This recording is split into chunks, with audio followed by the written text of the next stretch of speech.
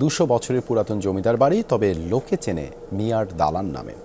কাল থেকে কালান্তরের সাক্ষী ভবনটির জৌলুস এখন আর নেই বললেই চলে। তবে আজও মিয়ার দালানের গঠন ও কারুকার্য দর্শনার্থীদের মূল আকর্ষণ।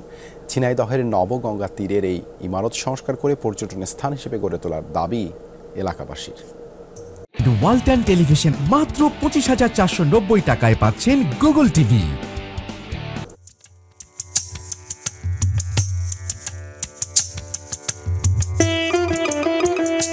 চোখ ধাঁধানো নির্মাণশৈলী ফিকে হয়ে এসেছে কালের পরিক্রমায়। জরাজীর্ণ রূপে এখনও টিকে রয়েছে শত বছরের ইতিহাসের সাক্ষী মিয়ার দালান। ঝিনাইদহ শহর থেকে অদূরে নবগঙ্গা নদীর তীর ঘেঁষা এই ইমারতটি নির্মাণ করেন তৎকালীন জমিদার সলিমুল্লাহ চৌধুরী। 200 বছর আগে এই বাড়ি তৈরিতে খরচ হয়েছিল 75,000 টাকা। দ্বিতল বাড়িটির সৌন্দর্য বৃদ্ধি করেছে খোদাই করা বিভিন্ন ডিজাইন। শৌখিনতার ছাপ প্রকাশ করে ছাদের উপর শ্বেত পাথরে আচ্ছাদিত চিলেকোঠা।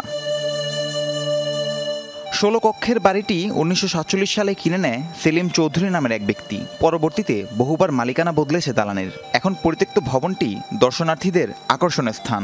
নতুনভাবে সংস্কার করে দর্শনীয় স্থান হিসেবে ভবনটি গড়ে তোলার দাবি স্থানীয়দের।